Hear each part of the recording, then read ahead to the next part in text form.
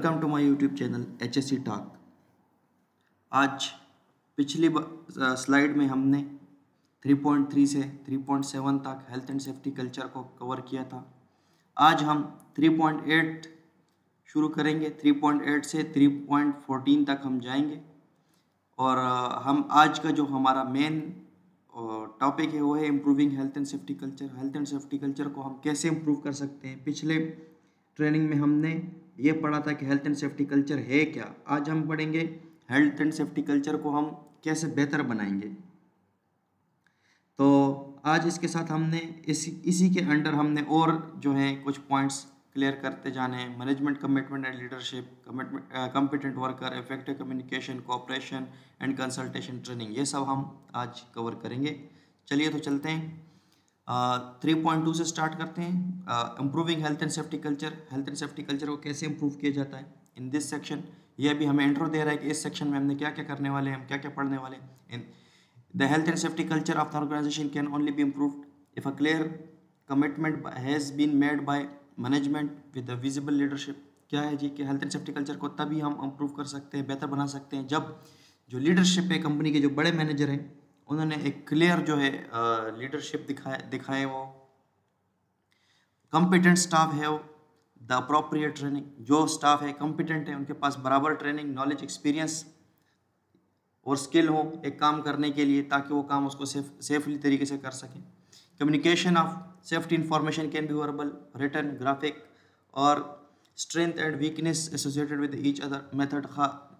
आगे क्या बोलते हैं जी कि कम्युनिकेशन जो है सेफ्टी वो हो सकती है, वर्बल हो सकती है, रिटन हो सकती है, मुंह से बोली हुई, वर्बल उसको बोलते हैं मुंह से कहने वाले को, रिटन लिखा हुआ, ग्राफिक, पोस्टर या फोटो के शक्ल में, इमेज के शक्ल में हो सकता है। There are strength and weakness. अच्छा, हर एक के फिर अपनी एक स्ट्रेंथ है, ताकत है, और अपनी की हर एक मेथड की अपनी एक कमज़ोरी भी है। Notice board, posters, tool box, talks, memos, handbooks all have part to play in the delivering safety information to employ. Notice board जो हैं, पोस्टर्स हैं, टूल बॉक्स, टॉक्स, मेमोज और हैंड बुक्स, सब के सब जो है उनका अपना एक किरदार है इंफॉर्मेशन को एम्प्लॉयज़ को पहुंचाने के लिए, वर्कर्स को इंफॉर्मेशन पहुंचाने के लिए। Training is a vital tool in improving safety related behaviour and there are various occasion when training should be provided. Training जो क्या है, ये उसका एक वाइटल, एक मजबूत किरदार है health and safety related behaviour को चेंज करने में और उसको बेहतर बनाने के लिए। कई जगह पे जो है हमें बहुत ज़रूरी होता है ट्रेनिंग प्रोवाइड करना। तो आगे चलते हैं जी। Management, commitment and leadership. Management, commitment और लीडरशिप क्या है।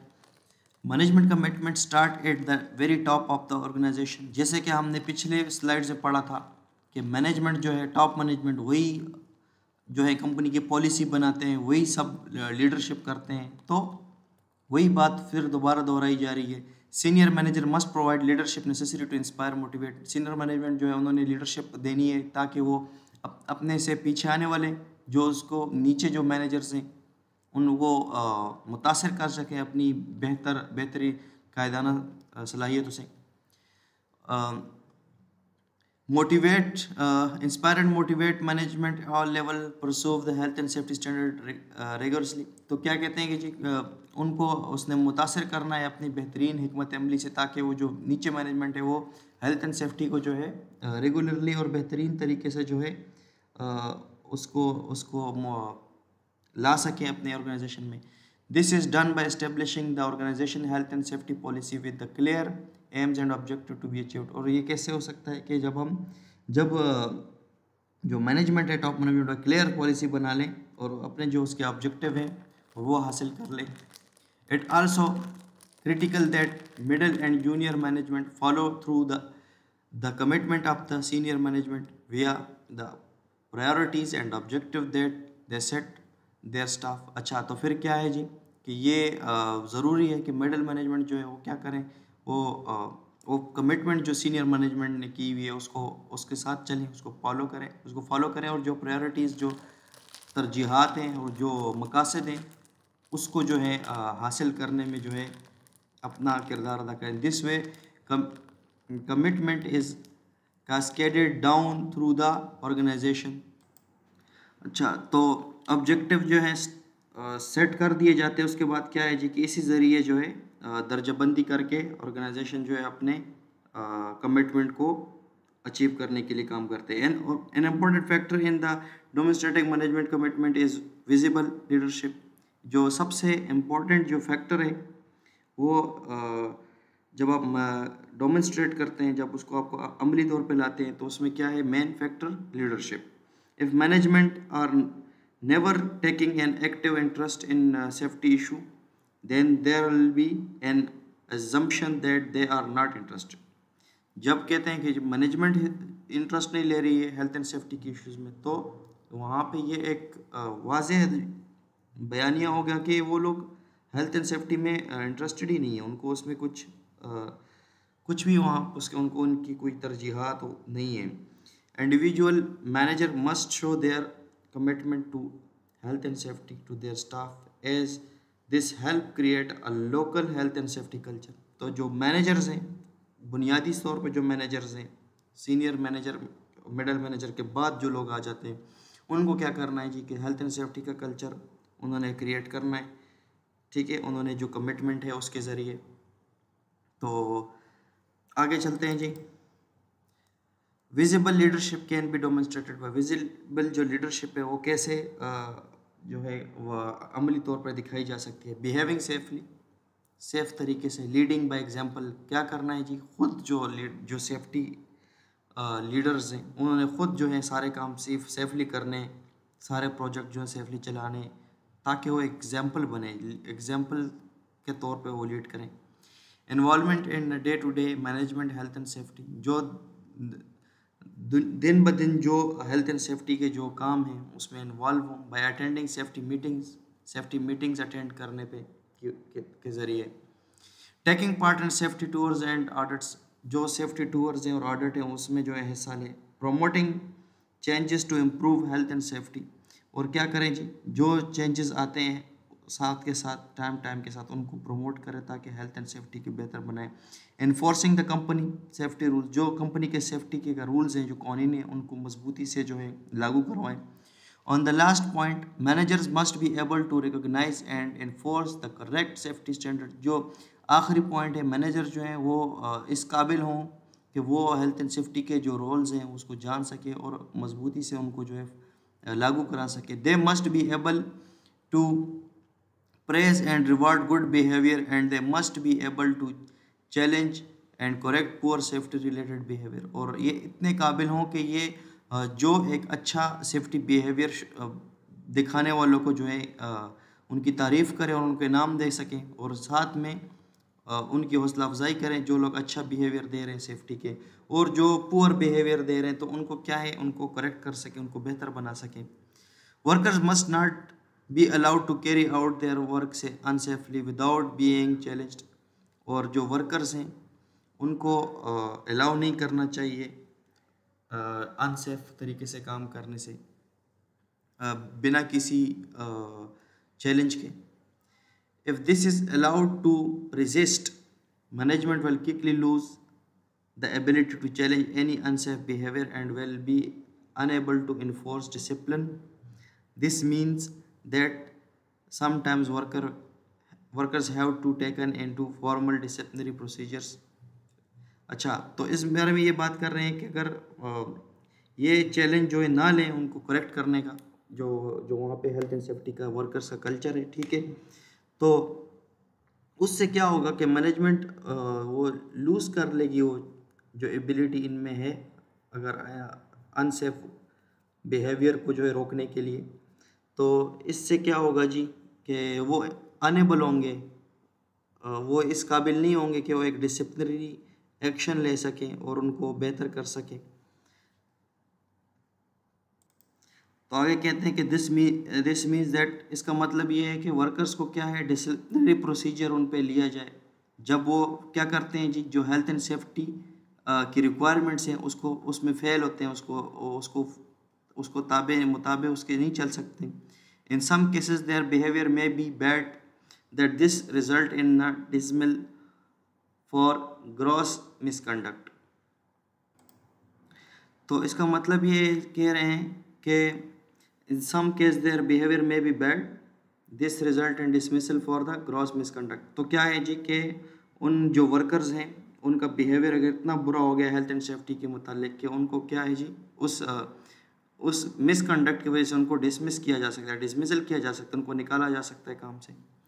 Importantly, manager must not overuse disciplinary action against worker for health and safety failings। अच्छा, और उसके अलावा हेल्थ एंड सेफ्टी के जो रूल्स जो डिसिप्लिनरी एक्शन है वो मैनेजर्स ने बहुत ज़्यादा हद से ज़्यादा भी नहीं इस्तेमाल करने। Simplistic over reliance on disciplinary action can create a blame culture where workers and manager becomes fearful of reporting near misses and other incident or raising problem and concerns। तो क्या है जी, इस तरह करने से क्या होगा, जब आप उसमें जो वर्कर्स हैं और जो मैनेजर्स हैं वो इन सख्त डिसिप्लिनरी एक्शन की वजह से आपस में जो है इल्ज़ाम तराशियों वाला कल्चर वहाँ पे पैदा हो जाता है कि वर्कर्स एक दूसरे पे इल्ज़ाम लगाते हैं, फिर डरते हैं, नहीं बताते हैं अगर छोटे मोटे एक्सीडेंट्स और नियर मिस होते हैं, ठीक है, और प्रॉब्लम जो है वो छुपाते हैं। A strong blame culture is incompatible with a positive health and safety culture. जो एक मजबूत जो ब्लेम कल्चर होता है वो एक positive health and safety culture के साथ नहीं चल सकता। This is not to say that manager should never use disciplinary action for health and safety failure. इसका मतलब ये नहीं है कि जो मैनेजर्स हैं वो बिल्कुल भी जो है हेल्थ एंड सेफ्टी कल्चर के फेलियर हेल्थ एंड सेफ्टी के फेलियर पे जो है डिसिप्लिनरी एक्शन यूज़ ना करें। A balance must be struck and appropriate disciplinary action should be used where it is just and fair to do so. और क्या कहते हैं जी कि एक बैलेंस होना चाहिए बराबर डिसिप्लिनरी एक्शंस का, ताकि इसको अच्छे और सही तरीके से किया जा सके। अच्छा जी, इससे साथ 3.8 ख़त्म हुआ, 3.9 की तरफ चलते हैं। Competent workers. A competent person is a person who has sufficient training, knowledge, experience, and other ability or skill to do their to able to carry out their job safely and without risk to health। तो competent person क्या है, उसकी तारीफ दी है। competent person वो शख्स होता है जिसके पास sufficient ट्रेनिंग हो, काफ़ी ट्रेनिंग हो, नॉलेज हो, इल्म हो, एक्सपीरियंस तजुर्बा हो, एंड अदर एबिलिटीज़ और स्किल, और उसके अलावा कुछ जो उसके पास जो हैं सलाहियतें हों, to be carry out their work safely and without health. अच्छा, तो उससे क्या हो कि अपना वो काम उस ज़रिए से सेफली कर सकें और उसके काम करने से हेल्थ को कोई रिस्क ना हो, तो उसको हम कहते हैं कॉम्पिटेंट। तो आगे चलते हैं। It is the responsibility of the employer to ensure that workers are competent to carry out the tasks that they have been allocated। तो ये एम्प्लॉयर की आजर की जिम्मेदारी बनती है कि वो इस बात को यकीनी बनाए कि जो वर्कर्स जिनको काम दिए हैं वो उस काम में कॉम्पिटेंट हों। The more competent the worker the better able to they will be do their job safely. जितने जो हैं वर्कर्स की कॉम्पिटेंस ज़्यादा होगी इतने वो अच्छे तरीके से सेफली काम करेंगे। This has a positive influence on health and safety culture. ये इसका जो है हेल्थ एंड सेफ्टी पे जो है एक पॉजिटिव एक मुस्बत असर है। In order to determine competence the employer may check qualification, request reference और verify membership of the professional bodies. तो क्या कहते हैं जी कि कॉम्पिटेंस के लिए वर्कर एम्प्लॉयर ने क्या करना है, उनको रिक्वेस्ट करनी है उनके लिए, ठीक है, रेफरेंसेस वेरीफाई करनी है, मेंबरशिप्स जो हैं जो जिन बॉडीज़ की वो ट्रेनिंग दे रहा है, और प्रोफेशनल बॉडीज़ जो हैं और काम ट्रेनिंग देने वाली उनकी वेरीफाई करेगा, चेक करेगा उन बॉडीज़ को। Manager should also be competent. Managers जो हैं उनको भी कॉम्पिटेंट होना चाहिए। This means that all managers should have an understanding of the health and safety implication of the decisions they make on day to day basis. इसका मतलब ये है कि हेल्थ एंड सेफ्टी की जो इल्म है वो मैनेजर्स के पास भी होनी चाहिए, ताकि वो जो डिसीजन बनाते हैं, जो फैसले करते हैं, उसको उसमें जो है क्या कर सके, एम्प्लीफिकेशन कर सके, उनकी जो है अप्लाई कर सके जो हेल्थ एंड सेफ्टी के रूल्स हैं, जो स्टैंडर्ड्स हैं। This is often overlooked. और ये जो है हमेशा ओवरलिक्ट किया जाता है। For example, if a manager is in control of the warehouse then they must understand the difference between safe and unsafe forklift truck driving. मिसाल दिए, अगर एक आदमी वो एक गोडाउन का किसी गोदाम में जो है या वेयर हाउस में जो है वो वहाँ का मैनेजर है, तो उसको इस बात का पता होना चाहिए कि सेफ़ और अनसेफ तरीका क्या है फोर्कलिफ्ट का, अगर वहाँ पे फोर्कलिफ्ट यूज़ हो रही है। They do not need to be able to drive a forklift truck themselves. इनको ज़रूरी नहीं है कि इनको फोर्कलिफ्ट खुद चलाना आता हो, but they must have sufficient knowledge to spot good और poor behaviour when they see it. लेकिन इनके पास इतनी नॉलेज होनी चाहिए कि ये जब देखें एक फोर्कलिफ्ट का ऑपरेट होता हुआ, कि उनको एहसास हो सके कि ये सही है या गलत है। आगे है जी इफ़ेक्टिव कम्युनिकेशन। इफ़ेक्टिव कम्युनिकेशन के बाद a competent person is a person who has sufficient training knowledge. Sorry, by mistake में पिछले साइड में चला गया। Effective communication, communication can be defined as a process of the delivering information from a sender to receptionist. तो communication कैसे define कर रहे हैं जी, कि इंफॉर्मेशन डिलीवर करना है रिसिपिएंट को। तो to be truly effective the correct information has to be transmitted.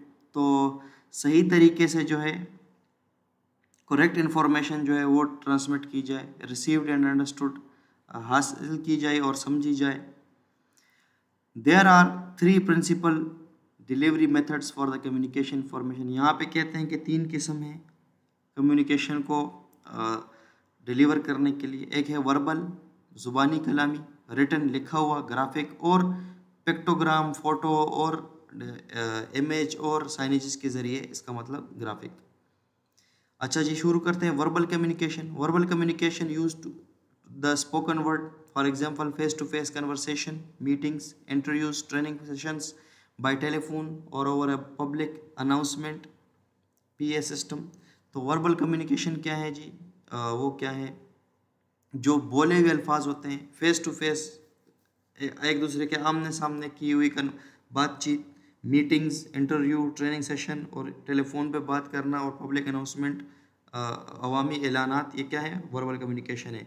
This is the easiest and most commonly used form of the communication. ये सबसे ज़्यादा इस्तेमाल होने वाला और आम ज़रिया है कम्युनिकेशन का। But there are various limitations associated with this method.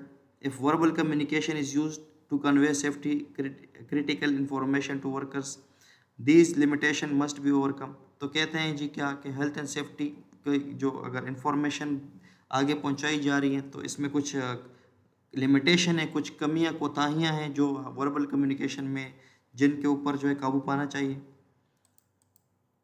आगे बता रहे हैं जी जो वर्बल कम्युनिकेशन है उसके एक साइड में बेनिफिट दिए हैं और लिमिटेशन दिए हैं। तो बेनिफिट में पर्सनल, क्विक, डायरेक्ट। पर्सनल जो है आप शख्स टू एक शख्स से दूसरे शख्स के दौरान हो जाती हैं, और क्विक है, जल्दी हो जाती है, एक आदमी ने बोला दूसरे ने जल्दी सुन लिया। डायरेक्ट ऑन द स्पॉट हो जाती है, जैसा आदमी ने बोला उसी time. Allow for checking of understanding. और क्या होता है जी वर्बल कम्युनिकेशन में, ये है कि अंडरस्टैंडिंग को चेक कर सकते हो। मतलब अगर आपको एक बंदे ने बात बता दिया, वो समझ नहीं आई, तो आप उसको दोबारा कहने का बोल सकते हो कि जी मैं समझा नहीं, दोबारा बोलिए। Allow for the feedback to be given. और इससे क्या है, आपको फीडबैक डायरेक्ट मिल सकता है। आप बंदे से पूछ सकते हो कि जो मैं बोला हूँ वो आप समझे कि नहीं, जो मैंने कहा है वो आपको समझ आया कि नहीं। Allow for exchange of views. उससे क्या होता है कि आपस में जो है एक दूसरे के साथ एक्सचेंज कर सकते हैं, अपने ख्यालात जो हैं वो एक दूसरे के साथ बयान कर सकते हैं। Usually allow for individual information to be transmitted by means of tone of voice, facial expression and body language. अच्छा, तो क्या है जी, जब भी बातचीत हो रही होती है तो वो बातचीत जो है ज़ुबान से कही जाती है, लेकिन उसके साथ और भी जो है कुछ चीज़ें जो इसमें हिस्सा डालती हैं, जैसे कि आवाज़ कैसी है, ऊंची नीची, गुस्से में कैसे, फेशियल एक्सप्रेशन, शख्स जो बात कर रहा है उसके चेहरे के तासुरात, गुस्से वाले, खुशी वाले, गमी वाले कैसे हैं। एंड बॉडी लैंग्वेज, उसकी जिस्म की जो हरकत हैं, जो मूवमेंट है, उससे कि वो डरा हुआ, सहमा हुआ, कांप रहा है या मजबूत खड़ा है, कैसे है। तो ये चीज़ें सब जो है एक मैसेज में जब वो आदमी डिलीवर करता है उसमें ये अपना किरदार अदा करते हैं। अच्छा, लिमिटेशन क्या है जी? हेल्थ जो वर्बल कम्युनिकेशन है उसकी कोताहियाँ क्या है? लैंग्वेज बैरियर में एग्जिस्ट, सबसे बड़ी कोताही कि भाई जो ज़ुबान है वो किसी और को समझ ही नहीं आए, उसमें बैरियर हो, उसमें एक रुकावट हो ज़ुबान में। मिसाल ले लें, एक चाइनीज़ कंपनी में आप चले जाएं, वहाँ पे आप जो आम वर्कर है वो उसमें किसी को इंग्लिश नहीं आती, अगर आप उनसे इंग्लिश में बात करें वो नहीं समझेंगे, हिंदी उर्दू किसी भी ज़ुबान को नहीं समझेंगे। तो क्या होगा, वहाँ पे बैरियर आ जाएगा लैंग्वेज का। Jargon may not be understood, और हो सकता है लफ्ज़ जो बोले गए शायद वो समझ नहीं आए। और मजबूत लहजा या मजबूत बोली समझ में ना आए। मसलन अगर आप गल्फ़ कंट्रीज़ में चले जाएं तो अरब, जब आप नॉन अरब्स के साथ बात करते हैं तो एक आसान लहजे में बात करते हैं, लेकिन जब आपस में बात करते हैं तो फिर समझ नहीं आती। इसी तरह स्ट्रॉन्ग एक्सेंट और डायलेक्ट जो है अगर वो बोली जाए तो समझ नहीं आएगी। बैकग्राउंड नॉइज़ में इंटरफेस, अगर वहाँ पे कुछ शोर हो रहा है जहाँ पे बात हो रही है तो भी समझ नहीं आएगा। रिसेप्शन में हैव पुअर हेयरिंग, जो रिसेप्शन है, जो इसने बात जो मैसेज उसने वसूल करना है हो सकता है उसको सही से सुनाई ना दे। मैसेज में भी एम्बिगियस, हो सकता है जो बताना चाह रहा है, जो मैसेज आ रहा हो वो वाज़ेह ना हो, पेचीदा हो। रिसेप्शन में मिस द इंफॉर्मेशन, जो रिसेप्शन है हो सकता है वो मिस कर जाए इंफॉर्मेशन, उसकी तवज्जो ना हो। रिसेप्शन में फॉरगेट इंफॉर्मेशन, जो रिसेप्शन है उसको अगर ने ज़ुबानी कलामी कुछ बताया हो सकता है वो भूल जाए। No written record as approve, और ज़ुबानी कलामी जो कम्युनिकेशन है उसके जो है कोई भी रिकॉर्ड नहीं होता क्योंकि लिखे नहीं होते। Poor transmission quality if bye telephone और पीए सिस्टम, अगर जो वर्बल कम्युनिकेशन अगर वो टेलीफोन या पब्लिक अनाउंसमेंट सिस्टम के ज़रिए है तो हो सकता है क्वालिटी अच्छी ना हो उन डिवाइस की ख़राबी की वजह से। अच्छा जी, आगे है रिटन कम्युनिकेशन, वो कम्युनिकेशन जो लिखे हुए तरीके से होती है। Written communication is used between word, अल्फाजों के ज़रिए की जाने वाली कम्युनिकेशन है ये।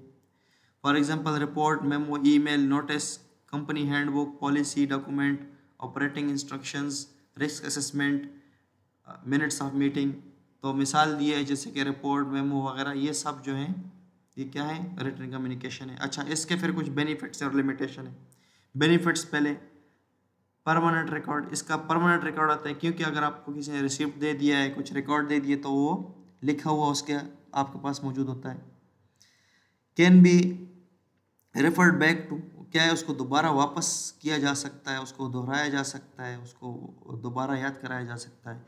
Can be written very carefully to avoid use of jargon, abbreviations and ambiguity, तो उसको अख्तियात से के साथ लिखा जा सकता है। सख्त अल्फाज और लहजा वगैरह और एब्रीवेशंस जो हैं जैसे कि शॉर्टकट्स होते हैं, ठीक है, इस्तिलाहात वगैरह, उसको उसको उससे बचा जा सकता है। एम्बिग्विटी और पेचीदगी को रोका जा सकता है। Can be distributed to a wide audience relatively cheaply, और एक बड़े ही मजमे को जो है आसानी के साथ सस्ते तरीके से जो है उसमें रिटर्न कम्युनिकेशन तकसीम की जा सकती है। अच्छा, इसकी लिमिटेशन क्या है, इसकी कोताहियाँ, इसकी कमियाँ क्या हैं? ये जी इनडायरेक्ट है, डायरेक्ट नहीं है, एक शख्स के सामने आप नहीं हो। टेक्स टाइम टू राइट, और ये क्या है, उसको वक्त चाहिए लिखने के लिए। May contain jargon and abbreviation, और हो सकता है कि लिखने वाले ने इसमें भी सख्त लहजा लिख दिया हो या इसमें भी एब्रीवेशंस जो हैं हों। इधर हमने क्या बोला था, can be written very carefully to avoid, ठीक है, अभी इसमें कंफ्यूज नहीं हो जाना। इसमें अगर केयरफुली हम लिखें तो हम इसको अवॉइड कर सकते हैं, ठीक है, जार्गन और एब्रीवेशंस को। लेकिन हो सकता है अगर किसी ने लिख दिया हो, इसने केयरफुली नहीं लिखा हो सकता है आ जाए। कैन बी इम्पर्सनल, एक शख्स से दूसरे शख्स के को डायरेक्ट नहीं होती है। मैसेज में भी एम्बिगियस, हो सकता है लिखने वाले ने जो लिखा हो वाज़ेह नहीं लिखा हो। मैसेज में not be read by reception, और जिस मैसेज जो है जो रिसेप्शन है उसने पढ़ा रिसिपेंट जो है उसने पढ़ा ही नहीं हो। लैंग्वेज बैरियर में एग्जिस्ट, और बीच में क्या हो जी कि ज़ुबान की बैरियर हो सकता है, जो रिटन कम्युनिकेशन है किसी और ज़ुबान में लिखा हो और इधर लोग कुछ और उनको समझ ही नहीं आए। The recipient may not be able to read, जो रिसिपेंट है उसको हो सकता है पढ़ना ही नहीं आता हो। Immediate feedback is not available, और जल्दी जो है वो जवाब उसकी ना मिले। इमीडिएट फीडबैक नॉट अवेलेबल, और जल्दी जवाब उसका नहीं मिल सकता है, क्योंकि पढ़ने वाला पढ़ेगा उसके बाद वो समझेगा जवाब देगा। Question can not be ask, और इस दौरान जो आप सवाल नहीं पूछ सकते जब वो लिखा हुआ है तो, क्योंकि अगर आपको लिखा हुआ किसी ने भेज दिया, बस आपके पास एक पेपर है, उसने आपको पढ़ लिया, आपके जहन में उसी टाइम एक सवाल आ गया तो डायरेक्ट आप पूछ नहीं सकते। इसका मतलब ये है रिसिपेंट में हैव इम्पेयर्ड विजन, हो सकता है पढ़ने वाले की नज़र ठीक नहीं, उसको समझ ही, उसको दिखाई ना दे सही से कि क्या लिखा हुआ है। आगे है जी graphic communication. Graphic communication uses picture, symbols और पिक्टोग्राम। क्या है ये ग्राफिक कम्युनिकेशन? क्या यूज़ करता है? तस्वीरें यूज़ करता है, अशकाल यूज़ करता है, और पिक्टोग्राम और अजसाम वगैरह। सेफ्टी साइन, जैसे कि safety sign such as a fire exit sign, जैसे कि फायर एग्जिट का साइन होता है। Hazard warning symbol such as a skull and crossbones found on the label of a toxic chemical, जैसे कि एक खोपड़ी और दो क्रॉस हड्डियाँ जो हैं एक दूसरे को क्रॉस करती हुई हड्डियाँ एक टॉक्सिक, एक जहरीले केमिकल के ऊपर होती हैं। और photograph such as a photo showing a guard being used correctly in the operating instruction for the machine, जैसे कि हम देख सकते हैं कि एक गार्ड जो है सही तरीके से डाला गया हो एक मशीन को, जब वो ऑपरेट हो रहा हो उसकी एक तस्वीर दी हो। ठीक है, तो इसके भी बेनिफिट्स और लिमिटेशन है, इसके भी फ़ायदे और नुकसानात और कमी कोताहियाँ भी हैं। अच्छा, बेनिफिट में भी आई कैचिंग, ये हो सकता है कि जी वो नज़र को लुभाने वाला हो, नज़र में आने वाला हो, डायरेक्ट उस पर नज़र पड़ सकती है। विजुअल वाज़ेह होता है, नज़र आने वाला होता है। क्विक टू इंटरप्ट, क्या है कि इसको जल्दी से समझा जा सकता है। नो लैंग्वेज बैरियर, इसमें लैंग्वेज बैरियर नहीं है, कोई भी ज़ुबान वाला एक साइनेज को देख के समझ लेता है। जार्गन फ्री, इसमें कुछ भी जो है सख्त लफाज या लहजा या वो नहीं होता। Conveys a message to a wide audience, क्या है कि एक सबसे ज़्यादा मजमे और बहुत लोगों को जो है एक मैसेज वो कन्वे कर सकता। अच्छा जी, आगे इसकी limitation, can only convey simple message, ये एक सिंपल मैसेज जो है कन्वे करता है कि लंबी कहानी, लंबी चौड़ा एक किस्सा नहीं बयान कर सकता। Might be expensive to buy और प्रोड्यूस, हो सकता है कि ये महंगा हो या बनाने में मुश्किल हो। मे नॉट बी लुक्ड इट, हो सकता है कोई ध्यान ही ना दे उसको, कोई वार्निंग साइनेज हो और एक आदमी जा रहा है ख़तरे की तरह, वो देखे ही नहीं उसका साइनेज, उसको जाके ख़तरे में लग जाए।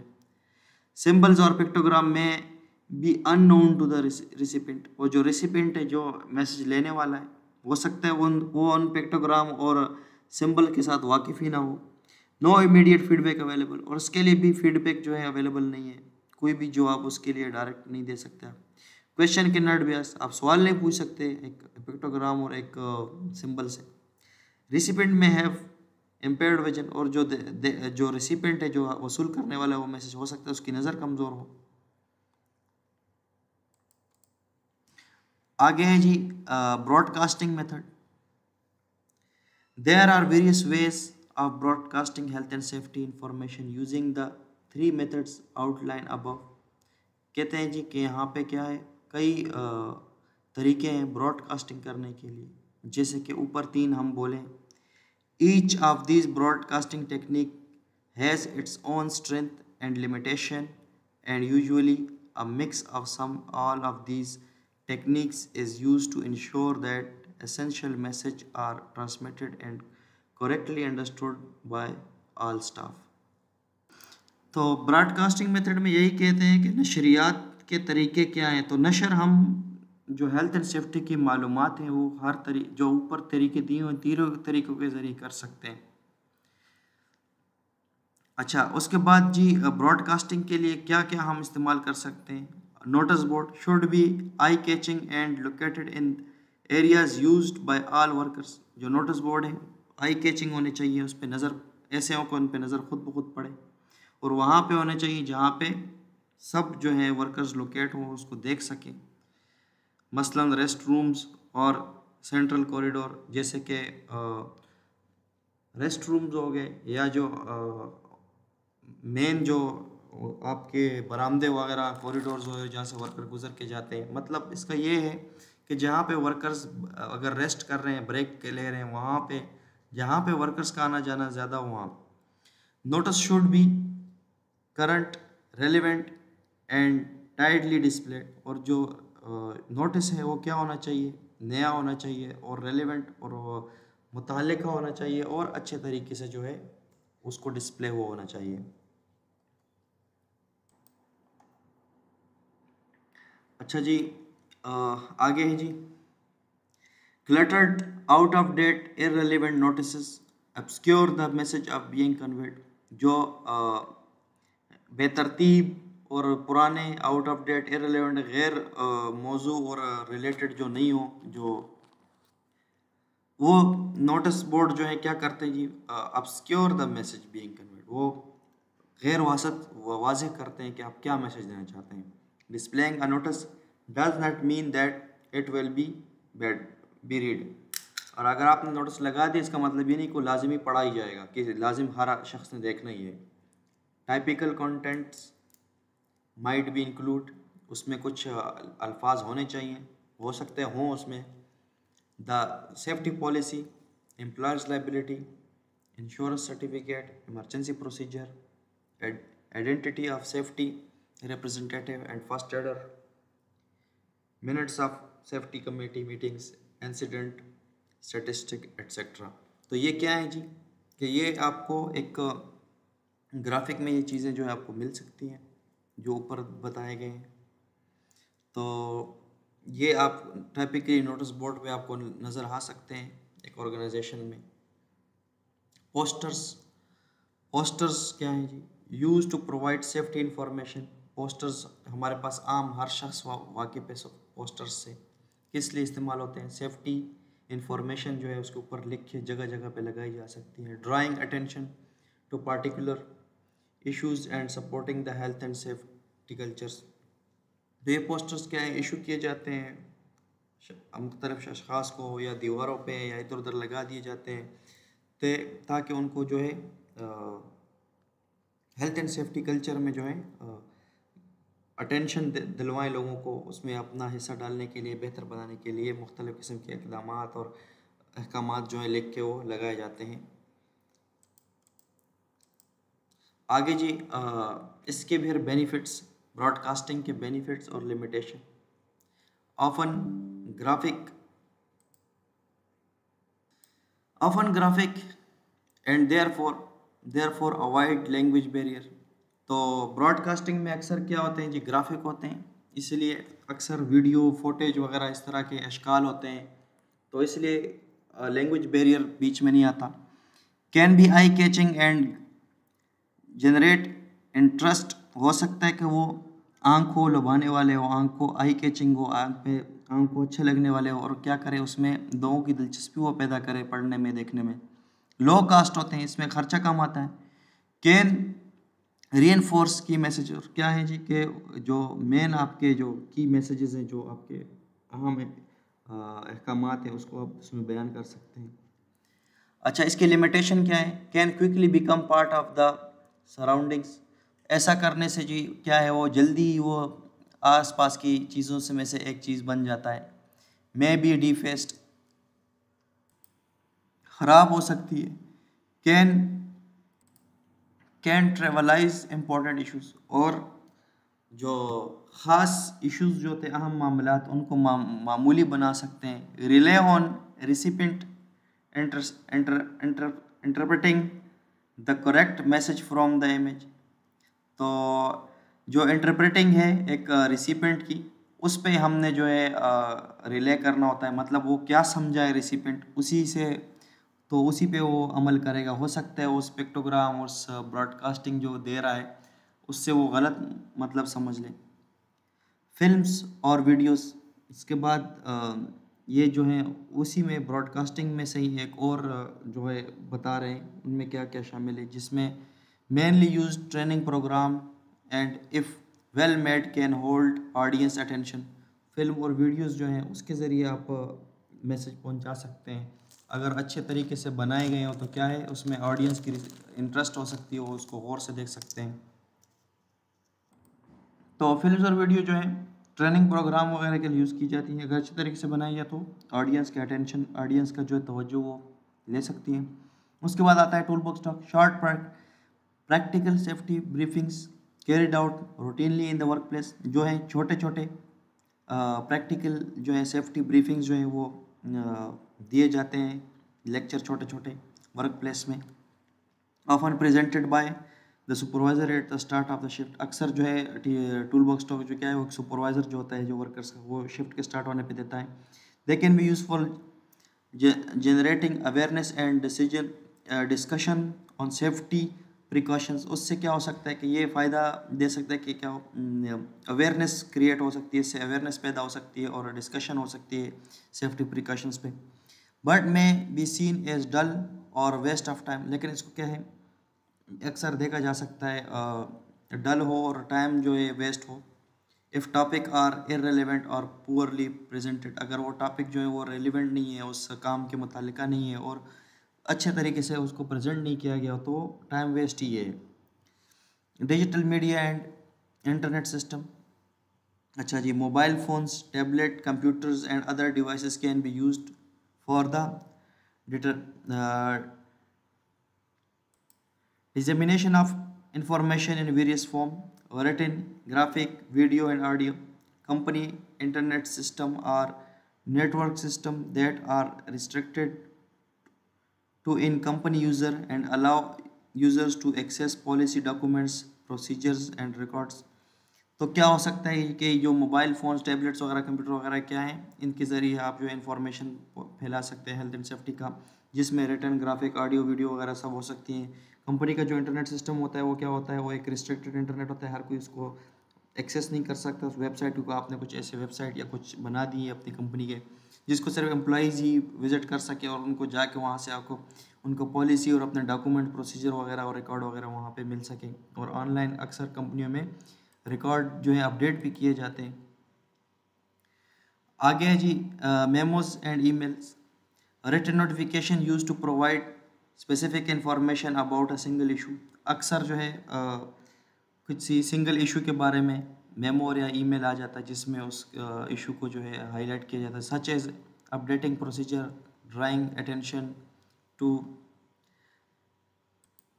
lapse in the practice etc. When using memos there is often limited opportunity for feedback or questioning, so there is really limited to issuing clear and precise instructions or information. तो इसमें ये कह रहे हैं कि रिटन नोटिफिकेशन और emails जो हैं कंपनीज़ में कम्युनिकेशन का यही एक तरीका होता है, रिटन तौर पे इस्तेमाल किया जाता है। और मेमोज़ वगैरह, मेमोज़ जो हैं अक्सर नोटिफिकेशंस वगैरह के लिए दिए जाते हैं। तो इसकी क्या है कि लिमिटेड होते हैं अपॉर्चुनिटी, फीडबैक उसमें ज़्यादा नहीं होती, लेकिन ईमेल्स में बिल्कुल फीडबैक हो सकती है। So there use is really limited. तो बोलते यूज़ लिमिटेड है तो लिमिटेशन तो हर मीन्स के हो सकते हैं। आगे चलते हैं जी, वर्कर हैंडबुक्स। वर्कर्स को जो है कुछ हैंडबुक दे दिए जाते हैं जिसमें हेल्थ एंड सेफ्टी के बारे में कुछ मालूमात, तरीक़ाकार, प्रोसीजर्स हों। Use to set out the organisation health and safety policy. All employ should be given a copy of joining to the organisation and update are usually circulated to inform the staff of changes. This is a key document containing such information as site rules, reporting procedures, emergency arrangements, etc. कहते हैं कि जब कोई organisation में आता है तो उसको एक किताबचा या कुछ इस तरह दे दिया जाता है जिसमें पॉलिसी होती है कंपनी की, और उसके अलावा जितने भी ऑर्गेनाइजेशन के जो अपडेट्स वगैरह हैं और मालूमात हैं और की और ख़ास जो डॉक्यूमेंट्स हैं वो उसमें होते हैं। और रिपोर्टिंग प्रोसीजर, इमरजेंसी प्रोसीजर वगैरह उस किताब में लिखी जाती है, और स्टैंडर्ड प्रैक्टिस वगैरह जो यूज हैं वो उसमें होते हैं।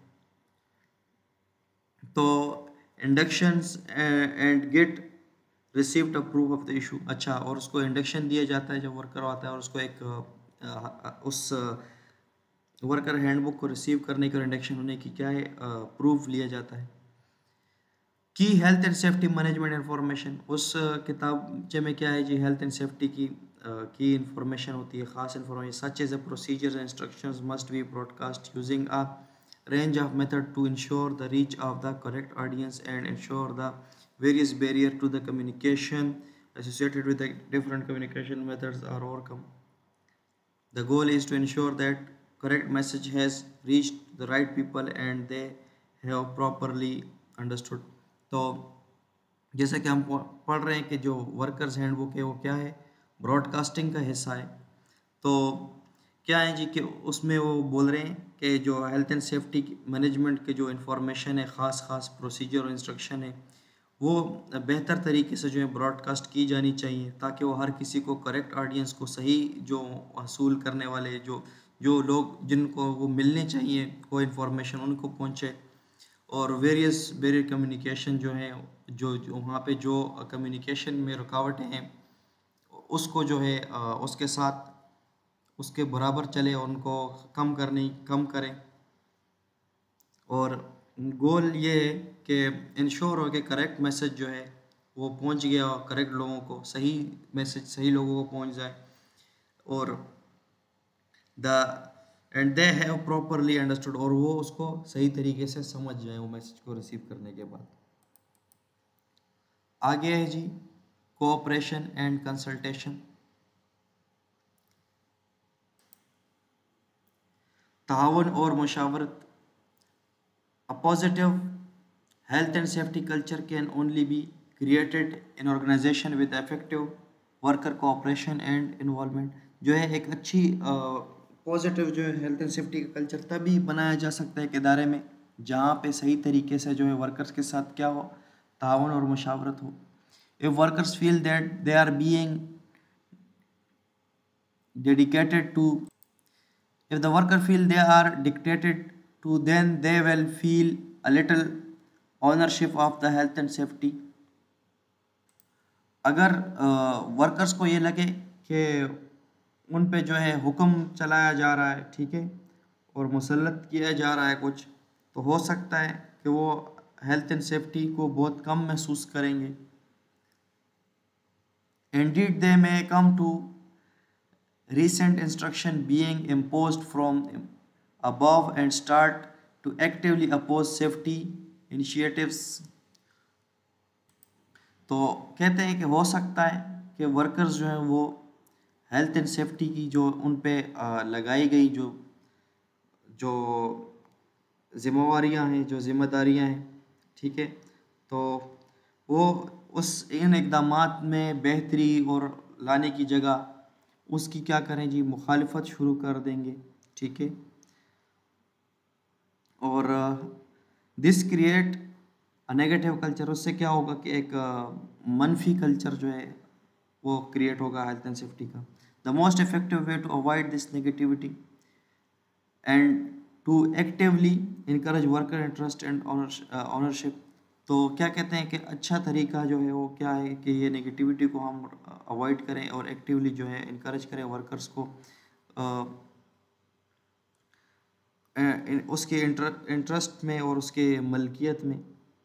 Is there to involve workers in decision making process, उनको जो है इन्वॉल्व करें फैसला साजी में। जब आप फैसले ले रहे हैं तो उनको भी बीच में शामिल करें, तो उनको क्या होगा, इंटरेस्ट पैदा होगा कि यार ये हमारे हिफाजत के लिए लगे हुए हैं, हमको अहमियत दे रहे हैं। Which is the best achieve through the worker consultation, और ये एक अच्छे तरीके से वर्कर्स के सलाह मशवरे बाहमी मशावरत के बाद ही हासिल की जा सकते हैं। Consultation with worker require an employer to consult with their own employees, sometimes it's will also require consultation with the other workers. तो क्या कहते हैं जी, कंसल्टेशन जो है उसको क्या चाहिए कि जो एम्प्लॉयर है वो अपने जो है एम्प्लॉइज़ के साथ मशवरा करे, और बाज़ दफ़ा क्या होगा, कंसल्टेशन जो है दूसरे वर्कर्स के साथ भी किया जा सकता है, ज़रूरी नहीं कि अपने ही वर्कर हों, किसी और वर्कर्स कहीं और। Such as contractor working within the employer premises, जैसे कि एक कॉन्ट्रैक्टर है, उसके जो वर्कर्स हैं एक एम्प्लॉयर के अहाते उसके फैक्ट्री या उसकी जगह में, उसके ऑर्गेनाइजेशन में काम कर रहे हैं। Undertaking work on the behalf the employer, और एम्प्लॉयर की जगह जो है काम कर रहे हो।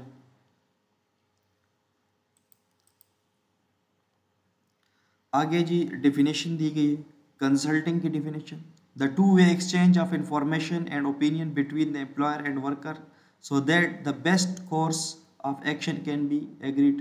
ये क्या है जी, टू वे, दो तरफा जो है इंफॉर्मेशन और ओपिनियन, इंफॉर्मेशन मालूमात और ओपिनियन और ख्यालात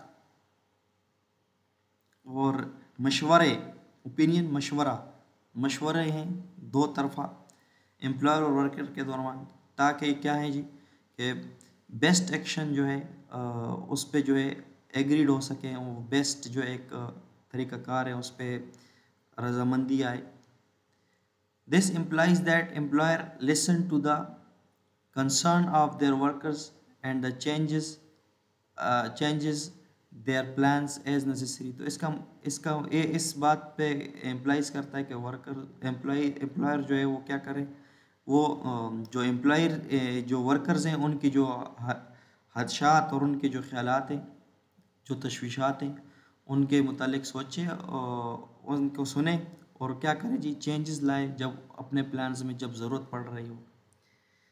अच्छा, आगे एक दी है डिफिनीशन इन्फॉर्मिंग। तो इन्फॉर्मिंग का मतलब क्या है, providing information to workers in a form that they can understand, उस तरीके से इंफॉर्मेशन देना जिसमें वो समझ सकें। Then check that the information has been understood, और फिर दोबारा चेक करें कि वो इंफॉर्मेशन जो उनको दी गई वो समझ गए हैं वो। The information flow is one way, information का जो फ्लो है वो एक तरफा है। And the employer does not have to take any notice of feedback, और एम्प्लॉयर ने जो है कुछ भी जो है does not have to take any action notice, उसने कुछ नोटिस नहीं लेना है अगर फीडबैक नहीं मिला है, मिल रहा है कि नहीं मिल रहा है।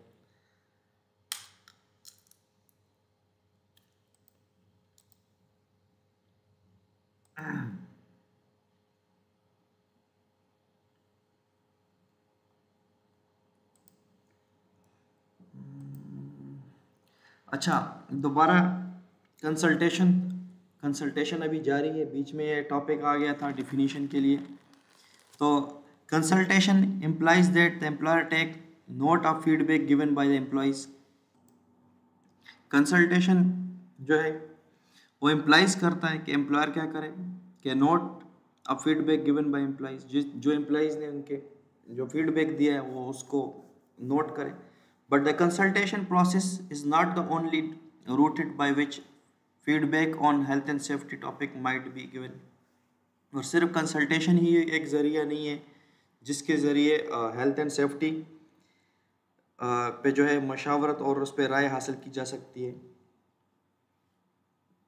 Employees' feedback can be also gained through additional routes such as during appraisals, the departmental meetings, through suggestion scheme and employee survey and via complaints। तो क्या है जी कि और भी तरीके हैं, अप्रेजल, तशखीस, डिपार्टमेंटल मीटिंग्स करना डिपार्टमेंट से मुख्तलिफ किस्म के, थ्रू सजेशन स्कीम, और कुछ स्कीम बनाए जिसमें वो सजेशंस लें, एम्प्लॉय सर्वे और सर्वे करें एम्प्लॉय के दरमियान में, और या जो है कंप्लेंट्स के ज़रिए आप उनके जो है उनके सजेशंस वसूल कर सकते हैं। In many countries there is a legal duty placed upon employer to consult with their employ on health and safety matters, और कई ममालिक में क्या है कि एक कानूनी जिम्मेदारी बना गई है कि आपने अपने एम्प्लॉयज़ के साथ क्या करना है, हेल्थ एंड सेफ्टी के मैटर पे उनके साथ कंसल्ट करना है। Article 20 of ILO C155 and Article 12 of the ILO R164 give specific standard on this। जो ILO की कन्वेंशन 155 और आर्टिकल जो है 12 और ILO की जो रिकमेंडेशन R164 है उसमें जो है स्पेसिफिक स्टैंडर्ड इसके बारे में दिए गए, ख़ास स्टैंडर्ड इसके बारे में दिए गए। Even where there is no legal requirement, हत्ता कि जहाँ पे वहाँ पे कानूनी ज़रूरत नहीं है। It is recognised as a good practice for the employer to consult with their employees on the health and safety matter. और फिर भी जो है एक अच्छा तरीका, एक अच्छा स्टैंडर्ड जाना जाता है कि एम्प्लॉयर जो है क्या है, अपने एम्प्लॉयज़ जो अपने वर्कर्स हैं उनके साथ हेल्थ एंड सेफ्टी के मैटर पे मशावरत करें। Health and safety issue where consultation would be appreciate include, और हेल्थ एंड सेफ्टी के जो है कंसल्टेशन जहाँ पे हो जिसको अप्रिशिएट किया जाएगा, नहीं sorry, health and safety issues where consultation would be appropriate include, और हेल्थ एंड सेफ्टी के जो है कंसल्टेशन जहाँ पे बेहतर होगा, अप्रोप्रिएट होगा, मुनासिब होगा, उसमें शामिल क्या है, the introduction of the measures of the affecting the health and safety of the workers, the introduction of measures, वो वाले आप इंतज़ामात मेजर्स ला रहे हैं जो कि इफ़ेक्ट करेगी वर्कर्स की हेल्थ एंड सेफ्टी को। The appointment of the safety adviser and specialist, जब आप हेल्थ एंड सेफ्टी के जो एडवाइज़र्स हैं और स्पेशलिस्ट हैं उनको आप अपॉइंट कर रहे हो, हायर कर रहे हो, उस वक्त आपने उनके साथ मशावरत करनी है वर्कर्स के साथ। Health and safety training plan, जब आप उनके लिए कुछ ट्रेनिंग प्लान कर रहे हैं तो उनके साथ मशावरत लेनी चाहिए कि किस किस्म का ट्रेनिंग, क्राइटेरिया ट्रेनिंग्स का क्या होना चाहिए। The introduction of the new technology into the work place that will affect the health and safety, और आप एक मशीन या कुछ ऐसी कोई टेक्नोलॉजी लेके आना जिससे हेल्थ एंड सेफ्टी को वर्कर्स का ख़तरा हो सकता है, इसलिए उनके साथ मुशावरत लाजमी है।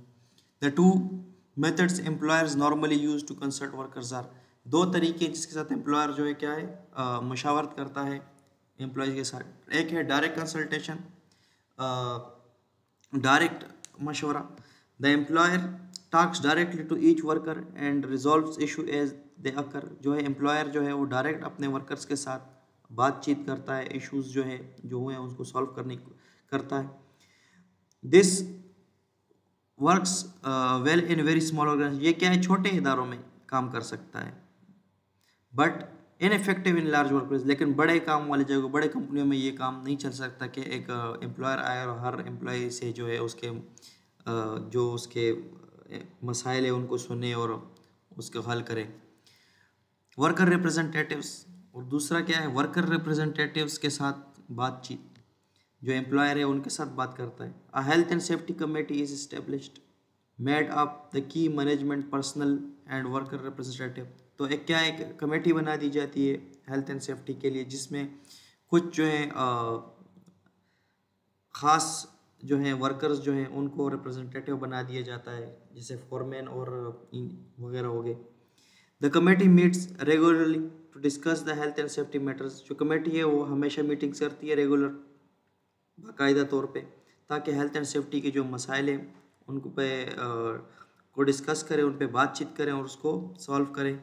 वर्कर रिप्रेजेंटेटिव में even have specific additional rights under the local law, हो सकता है जो वर्कर्स के रिप्रेजेंटेटिव जो सुपरवाइजर्स हों उनके पास हो सकता है लोकल लॉ के ज़रिए, जो हर मुल्क में हो सकता है कुछ किसी कानून के तहत उनके पास ज़्यादा इख्तियारात भी हों कुछ ख़ास, such is paid time of for the trainings, जैसा कि टाइम जो है पेड टाइम दिया जाता है ट्रेनिंग्स का।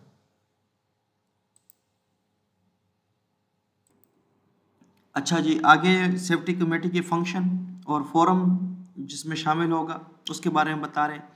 Studying accident and disease statistic, जो एक्सीडेंट हो रहे इदारे में या बीमारियां हैं उसके जो है अदद शुमार को का हिसाब और किताब उसका स्टडी करना। Reviewing the reports from the active monitoring in the work place, active monitoring जो हो रही है उसके ज़रिए जो रिपोर्ट आ रही है उसको रिव्यू करना। Such is safety inspection and behavioural observation, जैसे कि सेफ्टी इंस्पेक्शन और जो बिहेवियर ऑब्जर्वेशंस हैं उनको। Examining safety audit report, safety audit की जो रिपोर्ट है उनको उसकी एग्जामिनेशन करना। Considering the report and importance from the authorities, और जो रिपोर्ट्स आ रहे हैं इदारों की तरफ से, मुख्तलिफ अथॉरिटीज़ गवर्नमेंट इदारों की तरफ से, इम्पोज होने वाले इदारों की तरफ से, उन इंफॉर्मेशन और रिपोर्ट्स को देखना। Considering report submitted by the worker representative, जो वर्कर्स रिप्रेजेंटेटिव के रिपोर्टें आई हुई हैं, सेफ्टी रिपोर्ट हो, कोई कंसर्न हो, उसके बारे में देखना, उस पर अमल, उस पर काम करना।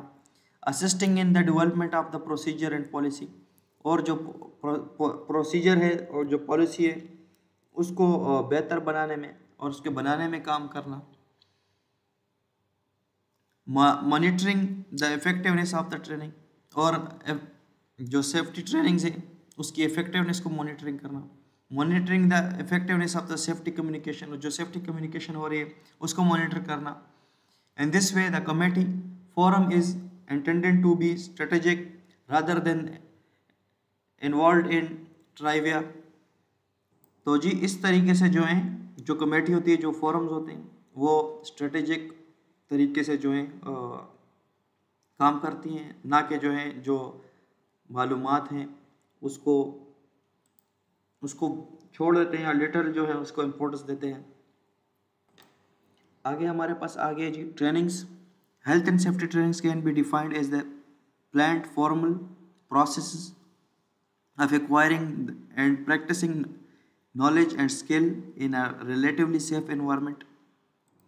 हेल्थ एंड सेफ्टी की ट्रेनिंग की तारीफ किस तरह की जा सकती है कि ये प्लान्ड है, इनकी प्लानिंग की गई है। फॉर्मल प्रोसेस, एक फॉर्मल प्रोसेस है। एक्वायरिंग का प्रैक्टिस नॉलेज, और क्या है प्रैक्टिसिंग नॉलेज जो है एक्वायर करना, एक नॉलेज जो है एक प्रैक्टिसिंग जो है इल्म हासिल करना है, एंड स्किल, और रिलेटिवली सेफ एनवायरनमेंट, और एक सेफ एनवायरनमेंट में।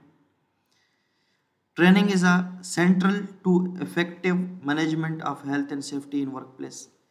ट्रेनिंग जो है वो क्या है, वो एक सेंट्रल, एक मेन जो है, एक मरकज़ी इफेक्टिव मैनेजमेंट है हेल्थ एंड सेफ्टी का एक वर्क प्लेस में, जो एक बुनियादी जो है जुज़ है एक वर्क प्लेस में हेल्थ एंड सेफ्टी को मैनेज करने के लिए। Training employers have responsibility to train their staff to carry out their jobs in a safe manner. तो ये एम्प्लॉयर्स की जिम्मेदारी है कि वो अपने एम्प्लॉयज़ को ट्रेनिंग दे ताकि वो अपना काम जो है सेफ तरीके से कर सकें।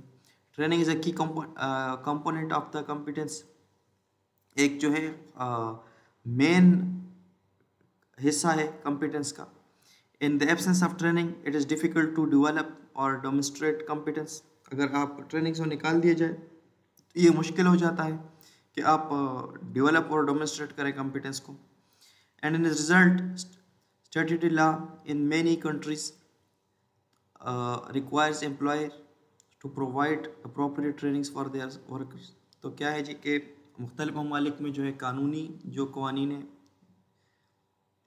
वो मुल्की कवानीन जो है वो एम्प्लॉयर पे ज़ोर डालती हैं कि वो जो है ज़रूरी जो है ट्रेनिंग वर्कर्स को प्रोवाइड करें। The reason for the requirements is simple, training has a dramatic effect on the safety related behaviour. जो कहते हैं कि जी रिक्वायरमेंट जो है बहुत आसान है, ट्रेनिंग्स का एक ड्रामेटिक, एक ड्रामाई तरीके का जो है इफेक्ट होते हैं हेल्थ एंड सेफ्टी बिहेवियर पे। Without training worker try to do their job is the best their ability but they do do so either by informally कॉपिंग others. तो क्या है जी कि बगैर ट्रेनिंग के वर्कर्स अपनी मर्ज़ी से काम करते हैं, चाहे वो कोशिश करते हैं कि अच्छे तरीके से करें या दूसरे को जो है कॉपी करें, including copying any bad habits and unsafe working practices that they see. हो सकता है अगर वो उसमें क्या शामिल हो सकता है कि वो वाले हैबिट्स और अनसेफ एक्ट जो दूसरे वर्कर कर रहे हैं उसको देख के वैसा वे भी सीखें, वही करें। और by doing the job the way they think is the best, और या ये अपने सोच के मुताबिक जो है सोचते हैं कि ये तरीका अच्छा है, उसी के ज़रिए काम करें। Once the worker has been properly trained they will understand. अगर वर्कर्स को एक बार जो है अच्छे तरीके से समझा दिया गया, ट्रेनिंग दे दी गई उनको, तो उनको समझ आ जाएगी the hazards and risk inherent in their work, इनके काम में कौन कौन से रिस्क और हैज़र्ड्स हैं। The correct rules and precautions to apply, कौन से सही रूल्स और तरीक़ाकार हैं जिसको एहतियाती तदाबीर हैं जिसको अपनाया जाए। Foreseeable emergencies and the action to take should these events occurs, और आने वाले कोई हादसात उनमें क्या एक्शन लेना है, और अगर हो जाए तो क्या एक्शन लेना है, तो वो उनको समझ आ जाता है। Limitation and restriction that apply to their work, और उनके काम में कौन से जो है लिमिटेशन और रिस्ट्रिक्शन, कौन सी पाबंदियाँ और हदूद है जिनको जो इनके काम पे अप्लाई होती है। Their personal health and safety responsibility, उनकी अपनी जो है हेल्थ एंड सेफ्टी की जिम्मेदारियाँ क्या है। Consequences of breaking the rules, और रूल्स तोड़ने के क्या जो है कॉन्सिक्वेंसेस, क्या उसके जो है जज़ा व सज़ा हो सकती है। इंक्लूडिंग द डिसिप्लिनरी प्रोसीजर, हो सकता है जो एक डिसिप्लिनरी प्रोसीजर है वो क्या होगा उनका। Who to contact with any issues, और किसको जो है एक इशू में कॉल करना है, किधर किसको बताना है। आगे जी है training opportunities, various circumstances require the provision of the training, जो है कई ट्रेनिंग अपॉर्चुनिटीज़ का मतलब ट्रेनिंग के मौके के कौन कौन से मौके पे जो है ट्रेनिंग दी जाए। तो बोलते हैं कई मौके हैं जहाँ पे ट्रेनिंग बहुत ज़रूरी है। न्यू वर्कर, जब किसी कंपनी में नया वर्कर आता है तो ट्रेनिंग की ज़रूरत होती है। तो सबसे पहले है जी इंडक्शन ट्रेनिंग। न्यू वर्कर को आने के लिए सबसे पहले इंडक्शन ट्रेनिंग दिया जाता है हर जगह पे, हर कंपनी में, हर ऑर्गेनाइजेशन में। तो induction training take place when the workers join organisation, जब एक ऑर्गेनाइजेशन में वर्कर आता है उसको इंडक्शन ट्रेनिंग दी जाती है। दिस अलाउज द वर्कर्स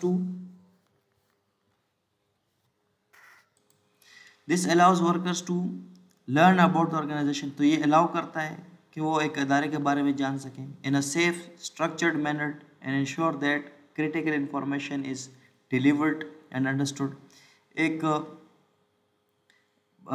बुनियादी सेफ ढांचे में की सूरत में, और उसको यकीनी बनाए कि उसको जो है ज़रूरी अहम जो मालूमात हैं वो फराहम कर देंगी, उसको समझ आ गई है। Sense of worker is at risk in a work place from their first day of work, क्योंकि जब वर्कर्स एक इदारे में जाते हैं एक वर्क प्लेस में तो पहले दिन से ही जो है रिस्क पे होते हैं उनकी काम की वजह से।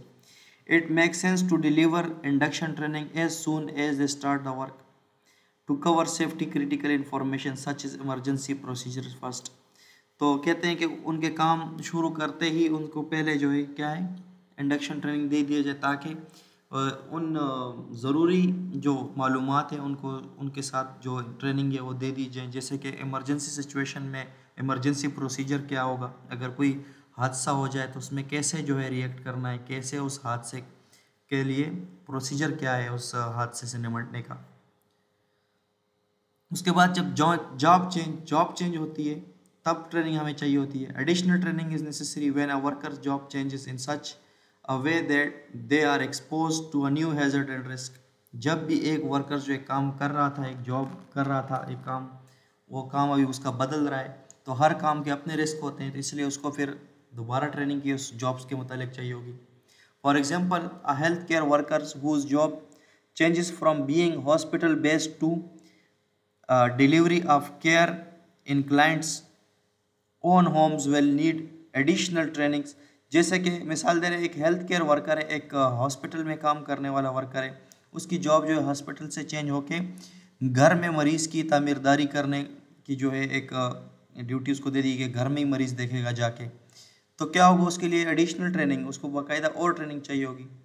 Not in how to deliver care since the service they provide has not change, ना कि कैसे केयर देना है, क्योंकि वो जो सर्विस उन्हें देनी वो चेंज नहीं हुई है। बट इन लोन वर्किंग, उनको अकेले काम करने में, अभी क्यों हॉस्पिटल में उनके साथ दूसरे साथी और टीम थी, अभी यहाँ पे अकेले होंगे, तो लोन वर्किंग की ट्रेनिंग देंगे। They will be at far greater risk when they go to out into the community to conduct home visit as oppose to working in hospital. तो कहते हैं जब वो कम्युनिटी में जाके किसी घर में जाके काम करेंगे तो वो हॉस्पिटल की निस्बत में ज़्यादा जो है रिस्क जो है वहाँ पे प्रेजेंट होंगे, और तो वो ज़्यादा रिस्क की जद में होगा एज़ कम्पेयर टू हॉस्पिटल। आगे है जी प्रोसेस चेंज। जब प्रोसेस में तब्दीली आती है, किसी काम का पहले एक तरीके से हो रहा है अभी किसी और तरीके से हो रहा है, प्रोसेस उसका चेंज हो गया। When the way in which work is done is change, जब एक काम का तरीका बदल जाए जिससे पहले होता था उससे। Workers may be exposed to new hazards and the risk required additional training। हो सकता है अभी एक जो काम का तरीका बदल गया है उसमें और हैज़र्ड और रिस्क हो, और उनको इजाफी ट्रेनिंग की ज़रूरत है। For example when a different product is being produced on the existing piece of machinery, हो सकता है कि एक नया जो है एक डिफरेंट प्रोडक्ट जो है एक बनाया जा रहा हो मौजूदा मशीनरी पे। दिस में create new risk that require training a new safe operating procedure, हो सकता है इससे एक नया जो है रिस्क क्रिएट हो रहा हो और इसके लिए जो है एक नया सेफ्टी का जो है एक सेफ प्रोसीजर चाहिए हो, उसके लिए हो सकता है न्यू जो है एक सेफ एसओपी चाहिए हो।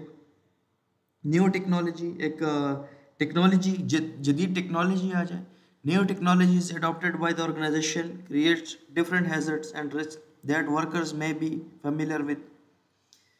तो जो न्यू टेक्नोलॉजीज हैं हो सकते हैं वो अपने साथ नए हैजर्ड्स और रिस्क लेके आए।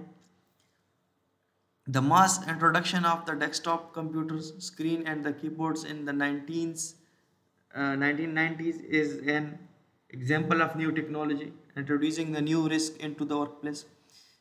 कैसे है कि एक बड़े तादाद पे जो है लैपटॉप डेस्कटॉप और कंप्यूटर को जो है स्क्रीन्स को कीबोर्ड को जो है 1990 में जब लाया गया, एक मिसाल है कि एक न्यू टेक्नोलॉजी आई गई है, new risk into work place, और एक नया जो है रिस्क वर्क प्लेस में लाया गया है। This is has been further compounded with the widespread introduction and used for the mobile phones and tablets, which bring additional risk and the complication to the safe use of IT।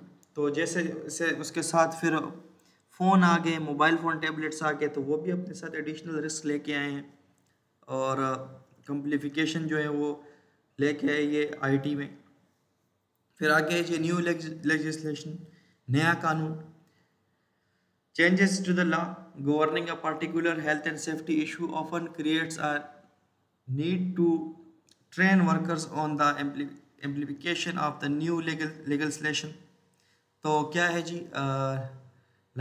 Legislation जो है बदल गया, कानून बदल गया, तो उसके लिए जो उसको कानून की पैरवी करने के लिए बाज़ दफ़ा ज़रूरत पड़ जाती है कि हमको वर्कर को ट्रेन करना पड़े ताकि उस कानून की पैरवी की जाए। Perhaps because the working practice have to change or simply to ensure understanding of the law and its requirement। और हो सकता है कि जो वर्क के प्रैक्टिस है, जो काम का तरीक़ाकार है, उसमें तब्दीली आ जाए उस कानून की वजह से, या इंश्योर करें कि अंडरस्टैंडिंग ऑफ लॉ जो है वो हो गई है जो रिक्वायर है कि नहीं, तो उसके लिए ट्रेनिंग ज़रूरत पड़ती है। It is important to keep record of any training given, ये बहुत ज़रूरी है कि ट्रेनिंग का हम रिकॉर्ड रखें। Not only to record who has trained, ये नहीं कि सिर्फ जिनको ट्रेनिंग मिल गई है, but also up to date and show progress against the training plan. और क्या है जी कि हमने अपडेट भी करना है और जो ट्रेनिंग प्रोग्रेस प्लान है वो भी हमने दिखाना है। Training record should detail the level of competence achieve. तो ट्रेनिंग जो रिकॉर्ड के लेवल है उसमें नज़र आना चाहिए कि कॉम्पिटेंस कितनी अचीव की गई है। The date of the training, the highlight when any refresher training required, और उसमें क्या है तारीख होना चाहिए और कब वो ट्रेनिंग को रिफ्रेश करना चाहिए, दोबारा करना चाहिए, वो उसमें होना चाहिए। These records may be used to demonstrate not to authorities that adequate training was provided or to prove that an employee had received training in the event of civil claim for compensation or an investigation। और ये training जो है इसलिए जो है इस्तेमाल हो सकती हैं कि अथॉरिटीज़ को जब ज़रूरत पड़े ये रिकॉर्ड हम उनको दिखा सकते हैं, ठीक है, कि हमने ट्रेनिंग दी हुई है, ताकि और यह प्रूव करना पड़े एम्प्लॉई को कि उसने रिसीव कर लिया ट्रेनिंग, और कोई सिविल क्लेम हो जाए, कोई वर्कर्स ने क्लेम कर दिया है उन पे अदालत की तरफ से, या किसी कोई भी अदालती उन पे क्लेम आ जाए कि आपने वर्कर्स को ट्रेनिंग की है कि नहीं, तो उसमें प्रूफ के तौर पर दिखा सकते हैं। या कंपनसेशन वगैरह या एक्सीडेंट इन्वेस्टिगेशन में वो ट्रेनिंग रिकॉर्ड्स उनके काम आते हैं। फिर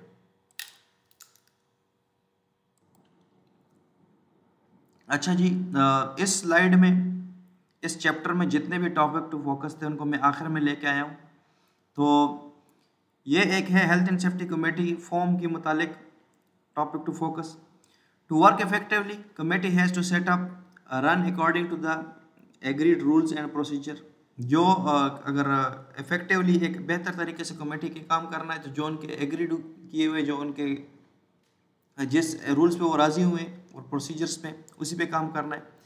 from part of the policy arrangements of the organisation, policy arrangement से लेके ऑर्गेनाइजेशन तक. The following issue should be taken into the account in these arrangements, और इन अरेंजमेंट में जो है इन चीज़ों को मद्देनज़र रखा जाए. Who is on the committee, कौन जो है कमेटी में क्या है. There has to be a balance between managers, workers and the right managers have to be included.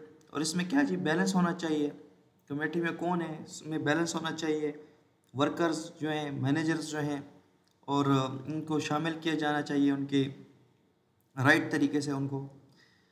How often will committee meet, और कमेटी ने मीटिंग कब कब करनी है, कितना टाइम बाद, फ्रीक्वेंसी क्या होनी चाहिए. The committee should meet regularly and frequently through enough to be useful, और इतना उनको आना जाना चाहिए कि वो काम के लिए मुतल्लिक़ हो, जैसे कि एक महीने में एक बार.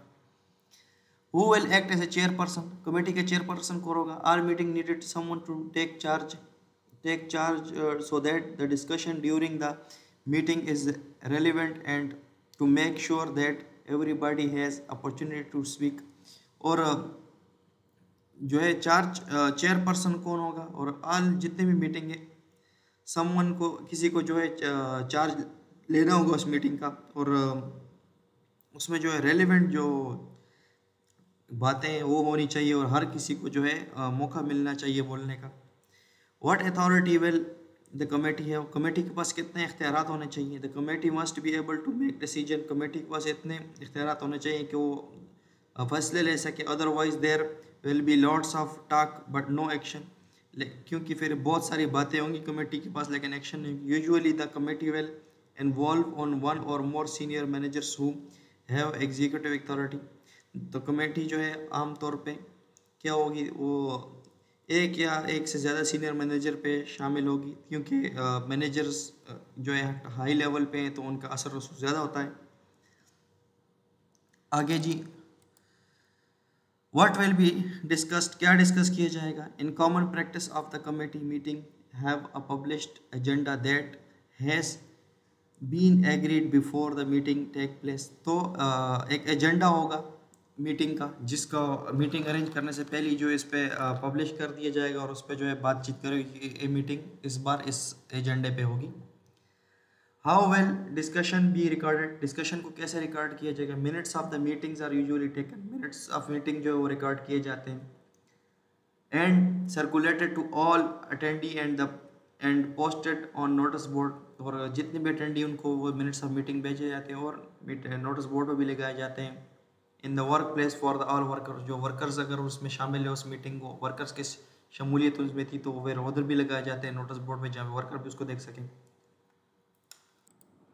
How will issues discussed be followed up, जो इश्यूज वहाँ पे डिस्कस किए गए उन पे फॉलो अप कब कैसे किया जाएगा, उन पे दोबारा जो है इसकी पूछगछ कैसे की जाएगी कि वो इशू जो डिस्कस किए गए हैं वो उस पर कितना काम हो गया, उसकी पूछताछ और उसकी तफ्तीश.